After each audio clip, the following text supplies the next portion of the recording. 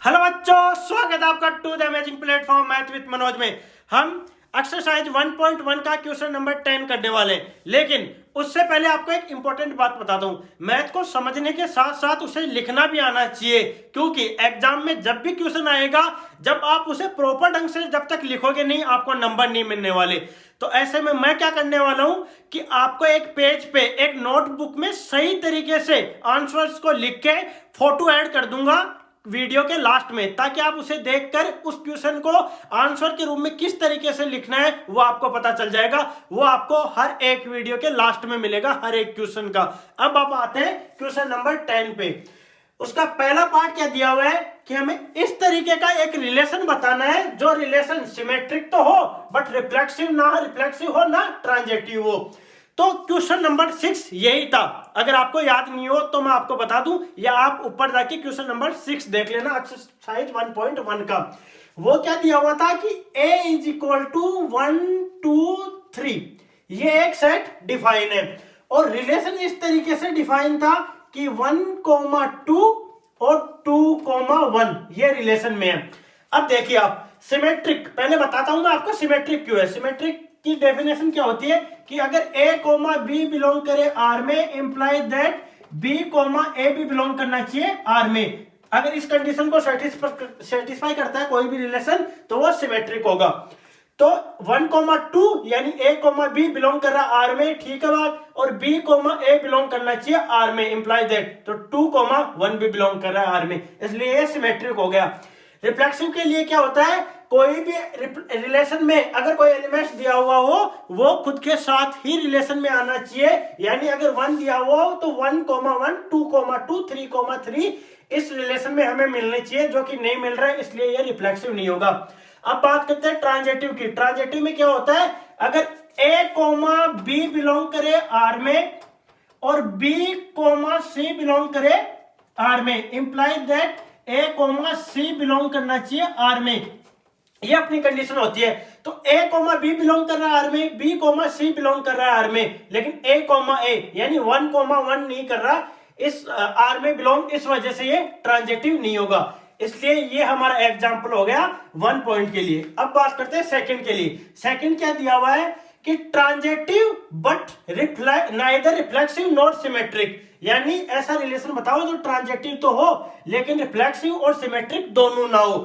तो अपन एक सेट लेते हैं, सेट क्या लेते हैं, एक पूरा रियल नंबर ले लेते हैं, ठीक है, आर ले लेते हैं। अपन आर में एक रिलेशन डिफाइन करते हैं। वो रिलेशन आर इस तरीके से है कि ए कोमा बी आर में तब आएंगे जब ए लेस देन होगा बी से, ठीक है।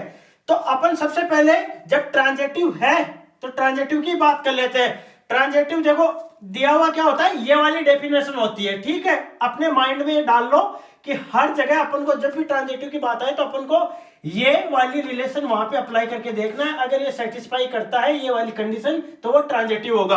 अब ये बोल रहा है एक अगर ए बी बिलोंग करे आर में, बी और सी बिलोंग करे आर में, यानी अगर ए छोटा है बी से और बी छोटा है सी से, तो ऑब्वियसली बात हो गई ना कि ए छोटा हो गया सी से, इसलिए ये ट्रांजेक्टिव हो गया। अब बात करें रिफ्लेक्सिव की।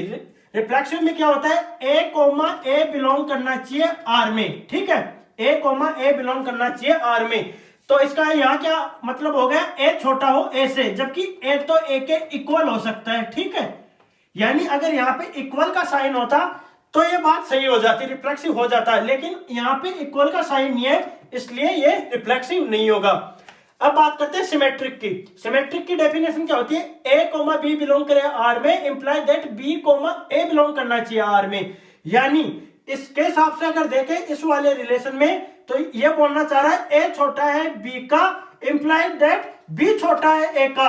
अगर भाई कोई नंबर दिया हुआ है वो बी से छोटा है, तो बी कैसे छोटा हो जाएगा उससे, तो ये तो बात गलत हो जाएगी, इसलिए ये सिमेट्रिक नहीं होगा। यानी ये अपना एग्जांपल हो गया सेकंड वाली कंडीशन के लिए। अब अपन बात करते हैं थर्ड पार्ट के लिए। थर्ड पार्ट क्या दिया हुआ है, कोई भी रिलेशन रिफ्लेक्सिव हो एंड सिमेट्रिक हो बट ट्रांजेक्टिव नहीं होना चाहिए। तो ऐसा अपन को एक रिलेशन डिफाइन करना है। तो सबसे पहले एक सेट लेंगे, वो सेट में ले लेता हूं आपके लिए 4 6 और 8 ले लेता हूं। कुछ भी ले सकते हो आप, अपने हिसाब से कोई भी बना सकते हो। मैं यहाँ पे एक ऐसा सेट बना रहा हूं।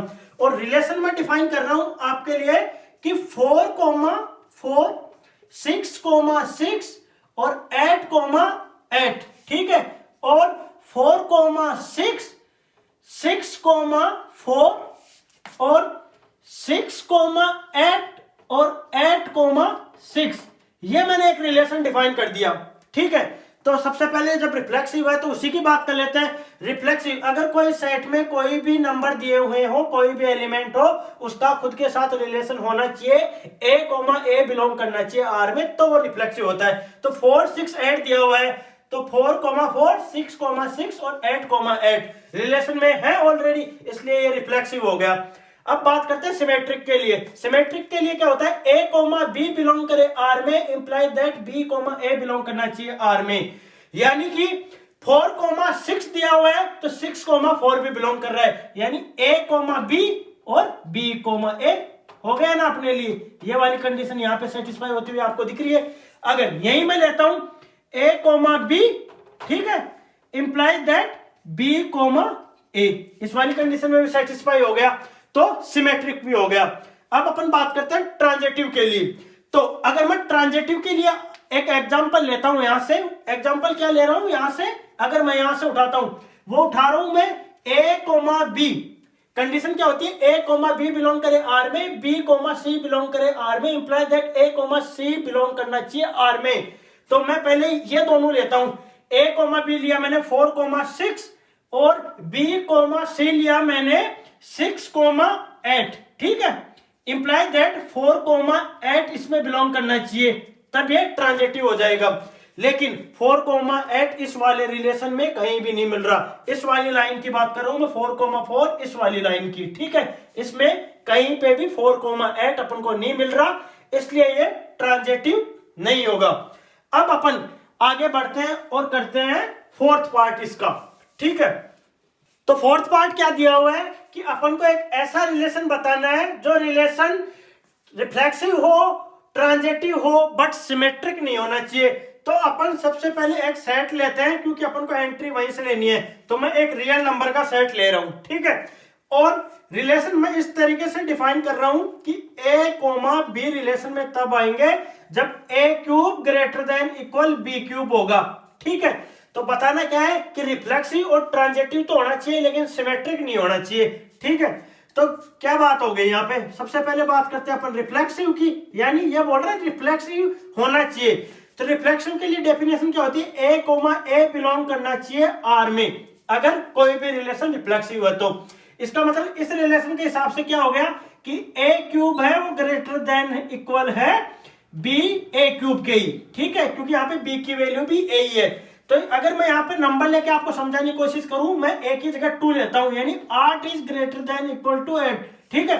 तो 8 से ही बड़ा है, इसका मतलब इक्वल की वजह से बड़ा और इक्वल है, ठीक है। तो इक्वल की साइन की वजह से ये क्या हो गया, रिफ्लेक्सिव हो गया। अब अपन बात करते हैं सिमेट्रिक की, ठीक है, कि सिमेट्रिक नहीं होना चाहिए।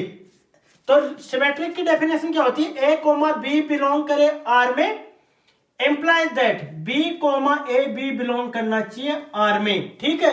और इस रिलेशन के हिसाब से ये क्या हो गया कि a³ बड़ा है और बड़ा और इक्वल है b³ के, एम्प्लाइज दैट b³ बड़ा और इक्वल है a³ के। तो अगर यहां कोई नंबर बड़ा है वो वहां जाके कैसे छोटा हो जाएगा, ये तो बात बिल्कुल वैसे ही गलत दिख रही है अपन को। और अगर मैं आपको एक नंबर लेके बताने की कोशिश करूं तो मैं लेता हूं a की वैल्यू 3 ले लेता हूं और b की वैल्यू 2 ले लेता हूं, यानी 3,2 इक्वल टू, यानी इंप्लाई दैट होना चाहिए 2,3, तभी ये सिमेट्रिक होगा। यानी 3 की पावर 3 यानी 27 इज ग्रेटर देन इक्वल 8, ठीक है।